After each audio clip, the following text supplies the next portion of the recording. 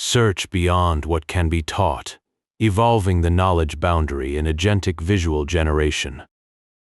Imagine asking a modern image generator for the mascot of the 2025 Osaka Expo, and it gives you a sleek robot. But if you ask it to draw an authentic Spartan phalanx, the result looks like armor from a YouTube documentary on battleships.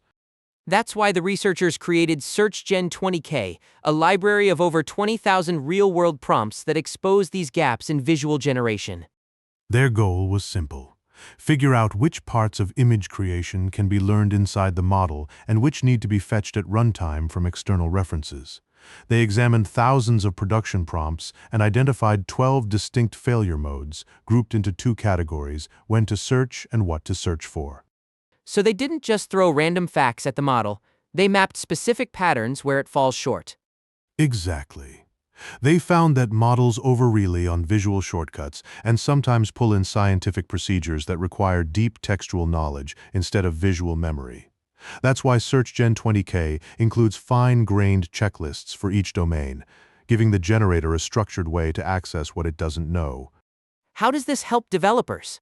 Instead of guessing which references might help, you can programmatically guide the generator with targeted queries that pull in exactly those pieces of world knowledge, like telling an illustrator to flip through a specific reference book before drawing something unfamiliar. So it's less about teaching everything up front and more about providing smart shortcuts at runtime? Exactly. The results on SEARCHGEN-BENCH show frontier models score only 21 to 28 out of 100, even though commercial APIs barely hit half those numbers. That gap shows how much room there is for smarter systems that combine internal learning with live reference lookups. I love this approach because it turns the whole process into a conversation between what's learned and what's referenced, almost like having an apprentice who knows to check the manual when they hit something tricky. That's the beauty of it. And best of all, they released both the dataset and benchmarks so others can build on this foundation without reinventing the wheel every time. Sounds like a game changer for making generative AI more reliable in niche or evolving contexts. Absolutely. They also introduced SearchGen Corpus 1 meter, a huge pre-built dataset that lets researchers reproduce their results from scratch. So what does search-intensive visual generation mean here? Picture a robot generating images based on text prompts. Normally, it tries one shot and hopes for the best. Some approaches let it use search tools, asking questions or looking things up, to guide image creation step by step. The authors found that when these search methods run wild without careful control, performance drops dramatically across many test prompts. So naive search doesn't work well because of two reasons. Exactly. First, there's a timing issue. Generators have knowledge that fits neatly into their parameters and doesn't need extra searching at all. Other kinds of knowledge are more dynamic or context-dependent. Those can't be encoded easily in the model and require real-time reasoning during generation. Second, even when search is triggered correctly, it often adds noise to what the generator receives, stuff that isn't useful or could mess up the output. How did they fix these problems? They propose a two-part solution. First, they introduce a noise-resistant agentic reasoner, a logic layer between the prompt and the generator that decides when to search, what to keep from searches, and how to blend external info without letting noise dominate. And the second part? They co-train the reasoner directly with the visual generator using online DPO. This helps the generator learn which parts of world knowledge can be safely internalized and builds resilience against imperfect search results. They also use rejection sampling to fine-tune when and how much to trigger searches. So it's about making smarter decisions around when and how we use external knowledge during image creation. The paper's main claim is that visual generation systems should know when they lack knowledge instead of just repeating or hallucinating. And then came the discovery of masers, which are like natural radio beacons, and they confirmed that the wind really is accelerating. That has big implications for binary models. Right, and to test that they released a huge dataset of real user prompts in English and Chinese, over 20,000 entries with 12 common failure types across 22 domains. More than 5,000 distinct prompts per language, each annotated with about 5 knowledge gaps, showing a long-tailed distribution similar to real usage. So the authors had to handle rare cases that appear only once in the original 30,000 user requests. Exactly. They used template generation, human brainstorming, and a large language model to rewrite prompts, always picking self-contained gaps from the seed context first. And each prompt gets detailed annotations, gap references, severity, justification. Plus, they released training logs, image generations, and archived 1 million search sessions with URLs so anyone can replay the pipeline offline. That makes it a reusable harness for research on preference learning, reward modeling, retrieval, and search policy design. How do they evaluate whether an image matches a prompt? They use a quiz-style evaluation that separates knowledge from rendering quality. First, a checklist of yes or no questions about specific elements, like whether a person's face is present, period clothing, tools, color palette. So they confirm the requested content appears. Then they apply rubric adaptive scoring with weighted criteria tailored to each prompt type. For example, if a prompt asks for a 1970s Chinese farmer, they check facial features against a known figure and whether he holds an authentic hoe. And visual fidelity? That's measured by how closely the image matches any reference images and whether the text description is followed. So they can tell if a failure is due to misunderstanding or poor rendering. Exactly. They also run 5 general checks independent of prompts: overall quality, naturalness, composition, realistic object behavior, to give a holistic view while keeping metrics distinct. Why split the evaluation like that? Because sometimes the model knows what to draw, but does it poorly. Other times it draws well but lacks correct content. Separate metrics help target fixes. Got it. So they can improve either the idea or the execution independently. Precisely. How do open source and commercial generators compare when world knowledge is required? The authors tested both types on prompts that need deep world knowledge versus simple parametric information. What were the results for parametric prompts? Open source models scored around 67 to 75 out of 100, which is solid. And when they added search-intensive world knowledge prompts? The same open source models dropped sharply to about 22 to 28 on average, a huge gap, almost a 40-point difference. That's significant. Does it show up because standard benchmarks don't test for this kind of grounding? Exactly. Commercial systems also saw a dip, but stayed around 22 to 28, slightly better than open source models in some cases. So the key takeaway is we need new evaluation methods that measure factual context, not just rendering quality. Yes, the paper argues for benchmarks that test factual accuracy. If a model looks great but gets history wrong, it's still failing the real task. They illustrate this gap in their 5th figure, comparing open source and commercial models on hard prompts. Have you seen the latest paper on visual generation that talks about pushing a model's knowledge boundary? Yes, it starts by showing how different systems handle world knowledge in distinct ways, not that one is universally better. The authors keep stressing that grounding a model in real-world facts remains a frontier problem. To tackle that, they propose a 3-stage agentic search protocol so the generation process isn't corrupted by noise. What does each stage do? First, a reasoner examines a user prompt to detect any knowledge gaps. If it finds a serious gap, it decides whether searching is needed and what kind of query to use. Trivial gaps are ignored to keep the system efficient. So the system learns when to ask for help. Exactly. Second, after a search, a filter stage selects only those references that actually fill the identified gaps without introducing irrelevant data or style cues. This keeps the generator from copying noise. And the third step? The integrate step blends the original prompt, the gap analysis, and the retrieved visuals into a richer instruction set. Visual references are routed through natural language so the generator knows what to use without picking up unintended style cues. That's like giving a visual generator a research assistant that knows when and how to get help. Right. The authors call this co-training, a way to push the knowledge boundary outward by strengthening what the model can learn internally while teaching the reasoner to respect those limits. How do they train the two components together? They use a 2-phase co-training process. First, they warm up the reasoner with supervised examples so it can handle basic queries without external help. Then they train the generator through iterative diffusion DPO training on varied inputs, letting it learn stable ideas that don't require searching later. And after that? They perform a rejection finite tuning step where only trajectories that make sense are kept. This sharpens the reasoner's judgment about what the generator can actually do versus what it still struggles with.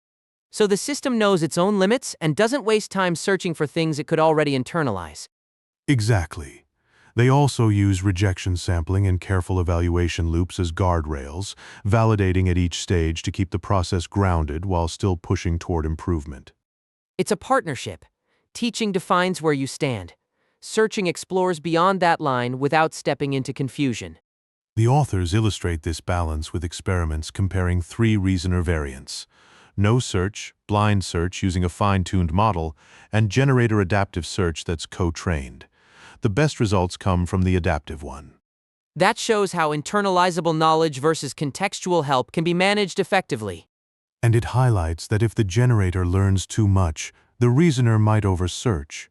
If the reasoner keeps asking for help on trivial gaps, the system becomes inefficient. So the key takeaway is that a well-structured agentic search protocol can make visual generation more reliable by filtering noise at each stage and letting the model grow its own knowledge base. Precisely. The paper demonstrates that this co-training approach pushes the knowledge boundary outward while maintaining creative control. The paper shows that after fine-tuning 2 large open-weight generators, one with 4 billion and another with 7 billion parameters, their knowledge boundaries shift outward. They test these models on 751 prompts split into easy, medium, and hard categories using a Gemini judge. The adaptive reasoner improves performance across all tiers, especially on the hardest ones where blind search hurts. That selective improvement suggests the model pair is truly aware of when to search, rather than pulling in data blindly. Co-training isn't brand new. It builds on earlier retrieval augmented generation work like Atlas, Replug, Reimagine, and RDM, which also train a searcher alongside a language or diffusion model. The novelty here is the 2-step co-training dance between a reasoner and a generator, each specializing in different roles to expand the knowledge boundary more effectively. It's efficient because it doesn't just add parameters. It teaches each component how to complement one another. Even an 8 billion parameter reasoner can match or beat larger frontier models on some tasks. That matters for real-world applications, grounding generation in external knowledge while keeping the system practical and efficient. The authors hint at a future where AI doesn't just guess answers, but understands what it truly knows and what remains uncertain. That self-awareness could be transformative. They argue that if a model never saw something during training, no amount of searching can magically fill that gap. The real trick is for the system to recognize when it doesn't know anything. So they're building a kind of self-aware agent that knows its own limits instead of pretending to be omniscient.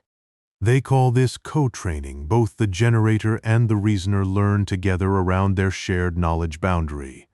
It's like teaching someone to admit uncertainty instead of guessing just to sound confident. Using online DPO keeps that balance shifting as new data arrives, so the system refines its awareness over time. The breakthrough isn't merely better search. It embeds self-awareness directly into the model itself. The authors emphasize that missing knowledge differs fundamentally from reasoning errors, and current methods overlook this gap. They aim not to make models smarter in every way but wiser about what they cannot yet do. That boundary between known and unknown becomes a deliberate design target rather than an afterthought. So when we talk about AI knowing, it's less about having all answers and more about knowing which questions to ask. Exactly. This shift changes how we evaluate these systems. We need tests for knowledge gaps, not just style or composition.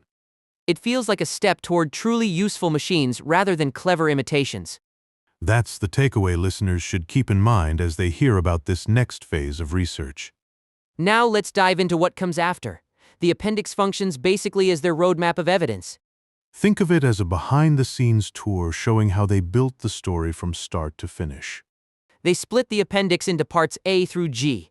Part A sets up benchmarks and creates heat maps for each domain, giving a full picture of what they tested on. Parts B and C analyze failures and compare model outputs to human judgments so we know where things break down. Then Part D breaks down every component of their scoring system, 9 separate parts that add up to the final score, kept modular for inspection. Part E covers hardware and training details, servers, datasets, how they served prompts during testing. Parts F and G discuss limitations and broader impact, what didn't work, and why it matters. The authors admit that bigger models won't magically fix everything when the world keeps changing and data runs out. So even with more parameters, you still hit a wall at some point. Precisely. They also raise whether knowing more simply means larger models, while real life stays messy and ever-expanding. That's an honest take on AI progress. The paper's appendix lays out future directions, scaling the knowledge boundary, predicting what can be internalized from model internals alone, and testing whether these ideas extend beyond text to images or video. The paper isn't just about language models. It's a framework for any tool needing context. That means engineers could actually use it in everyday work, from image editors to 3D generators and even structural control systems. Right. The authors argue you need to know when to search versus relying on what you already know. They released a dataset with over 20,000 prompts and thousands of images, so others can test these ideas without live API access. That gives a solid foundation for future experiments. I'm curious how far they push the boundaries. They began by collecting 2,000 real user prompts, labeling them with a taxonomy capturing failure types like slow response or incorrect information. 2 annotators refined those labels until their agreement was strong, above 0.85 on Cohen's kappa, so the taxonomy is reliable. Then they applied this taxonomy to every prompt in a production dataset of over 10,000 examples, showing it works consistently at scale. The heat map shows where each failure type appears across domains, helping pinpoint recurring issues. They also built a detailed 9-component scoring table for each generator on both no-search and search-intensive sets, keeping the same 0 to 100 scale for easy comparison. In the search-intensive set, scores drop sharply for components tied to knowledge like checklist and rubric, revealing that missing knowledge is the real bottleneck. That confirms their hypothesis that search performance depends heavily on accurate internal knowledge bases or retrieval mechanisms. So designers can use these findings to decide between models or configure them for specific tasks. And the paper also shows how human judges line up with AI reasoning. They used the same 500 prompt image pairs and had participants judge on multiple levels, then compared those ratings to the AI judge's internal ranking. They performed adjudication on items where there was high disagreement so they could keep gold labels stable. The resulting Spearman correlation of 0.87 tells us that when humans and AI see the same context, their judgments tend to align well. That gives confidence for deploying these systems in real-world settings. Finally, they discuss 3 stages of the reasoner, a gate runner deciding what to do next, a filter checking if it makes sense, and an integrator putting everything together into a final answer. It's a neat relay race analogy that helps explain how the system processes information. The paper's first big idea is to split the generation process into 3 clear stages, which they call Task A, Task B, and Task C. Task A acts like a gatekeeper that decides what kind of request we're dealing with, whether it needs a quick answer or something more detailed. So it's basically classifying the input before anything else happens. Then comes Task B, the filter stage. Here the system pulls in reference images that match the style or era we're targeting. That sounds like a quality check, narrowing down the pool of information. They keep a set of ready-made references so the model can compare new inputs against known good ones. And Task C? That's the integration part, I guess. Yes. In that final stage, they feed everything into an image generator with a prompt enriched by all those references. So the output is then scored by a judge model against a checklist to see if it meets quality standards. Precisely. The whole pipeline traces an input, filters references, creates and scores the result, and keeps successful cases in their corpus for future learning. That's not just theory, it's something you could actually replicate with data and a generator. They're turning a simple prompt into something more specific, then checking if the result hits the mark. And we get to peek at how it works step by step in real time. Right. Like watching someone paint a picture, but instead of brushes and canvas, they're using data and logic. They even give an example with the Shanghai Tower. That's a good illustration. The paper tackles how to make an AI generate realistic spiral towers by anchoring its output to a real dusk photo. They use that photo as a concrete geometry reference, so the model knows true proportions and lighting instead of guessing. Without such an anchor, the generator might just produce a flat rectangle or an inaccurate shape. The dusk shot is chosen because low light makes edges and textures stand out, making it easier for the system to lock onto geometry. Moving on, the authors automate selection of reference images for UV index dashboards, eliminating the need for a human curator. First, the system pulls several candidate photos from Atlanta that display UV data. Then it scores each image based on visual cues like text placement, color contrast, and key infographic elements. The model looks for typical layout features, labels, branding, structured blocks, and picks the single best match to keep consistency with standard dashboard designs. They acknowledge that this approach may miss some creative layouts in favor of reliable conventional ones. Next is a reference-grounded refinement step where they use a real desert scene as a scaffold for adding a polar bear.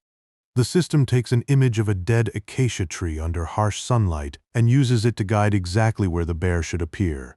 It borrows only specific visual details like lighting and texture, preserving the overall layout so style is not copied wholesale. This keeps each generated scene unique while respecting the source image's constraints.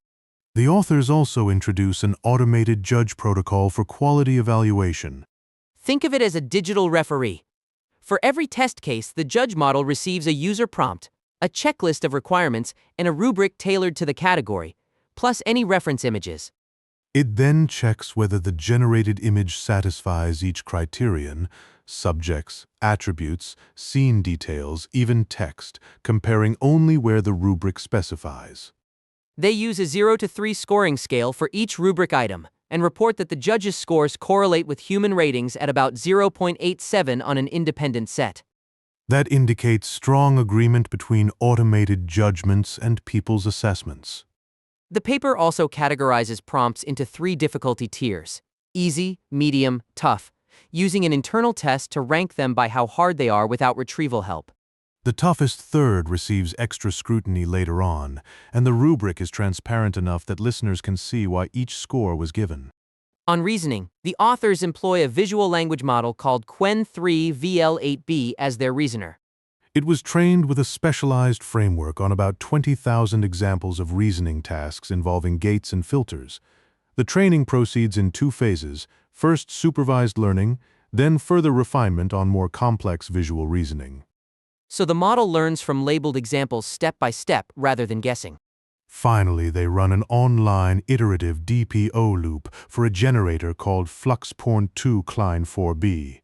They set up a flow factory that uses the same visual language model as a judge to evaluate each candidate image across 9 dimensions: relevance, coherence, visual fidelity, and so on. The iterative process keeps improving the generator by rewarding images that score well on those criteria. In short, the paper shows how to break down complex generation into manageable stages, use real references to ground imagination, automate quality assessment, and refine a generator through an online loop. They keep everything neatly organized so listeners can see both the flow and the details at once. They generate 5 images for each prompt and pick the best and worst to create preference pairs, using a similarity penalty so rejected images stay distinct. That keeps diversity high, while still giving clear signals for learning. How do they train the model? First, they schedule diffusion with a flows-D approach, setting a specific noise level and only a few tepstimens to keep stability. Then, in Phase 2, they repeat the process, but only keep trajectories where the reasoner shows a positive group advantage, filtering out low-quality samples before fine-tuning. So they're essentially pruning for quality. Exactly. The whole training cycle takes about 32 GPU hours, 4 GPUs running 24 hours each day. The visual language model judge runs on separate hardware, so its evaluation time isn't counted in that budget. They keep training and inference separate to stay efficient. Right. Distributed training uses fast interconnects within nodes, but each node stays independent, which is why the reported compute covers only training hours, not inference latency or energy use. That's a good reminder that raw horsepower doesn't capture all costs. When they try to co-train end-to-end with multiple rounds of optimization, the line between what the model can learn internally and what it needs external context blurs after just one cycle. So a single pass isn't enough. Think of learning a skill in one session versus over weeks. One sitting gives basics, but mastery requires repetition and feedback loops. Iterative co-training sounds promising, but how do they manage the computational cost? They chose depth over breadth because running many cycles would need more GPUs or longer wall clock times, both costly. So they prioritize insight quality over exhaustive optimization. That's a smart strategy for research. Avoid getting lost in too many variables early on. Each design choice serves their goal of proving that insight matters more than sheer scale at this stage. I like that approach. It keeps the conversation grounded in what actually works rather than chasing theoretical ideals. And that grounding will help future teams build on these foundations without reinventing wheels. So they focus on depth of understanding instead of squeezing every last bit of performance out of the system. What's next?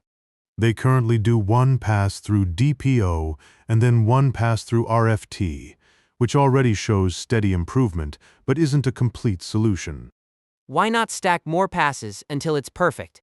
Because there's a delicate line between what the system can learn internally versus what it needs external context. One iteration alone won't fully clear that boundary. If they train together over multiple cycles, like an alternating dance of improvement, they might sharpen that distinction and gain more. So they'd be taking turns improving each other instead of working in isolation. Exactly like two dancers learning to move together rather than one copying the other. Looking at different generator sizes for billion versus 7 billion parameters, they see a noticeable gap compared to top commercial systems. So bigger isn't always better, but maybe a differently structured generator could bring in more knowledge overall. Right? And that change might shift, which prompts needs searching, altering the balance between internal learning and external context. This benchmark pushes systems on tough visual generation tasks while avoiding copyrighted content. The paper's dataset is free of protected images, so researchers can use it safely. They still remind users to respect original licenses and not copy copyrighted characters or brands. That balance gives open data while keeping strong safety guardrails in place. Exactly. Researchers receive clear instructions and rules instead of every tool. The authors emphasize that the release encourages progress but insists on ethical experimentation. So, if you're curious about evolving visual generation boundaries, this is a starting point. Thanks for being with us. Hope you found it insightful. Goodbye. Keep exploring. That's all we have for today. Thanks for listening, everyone. See you next time.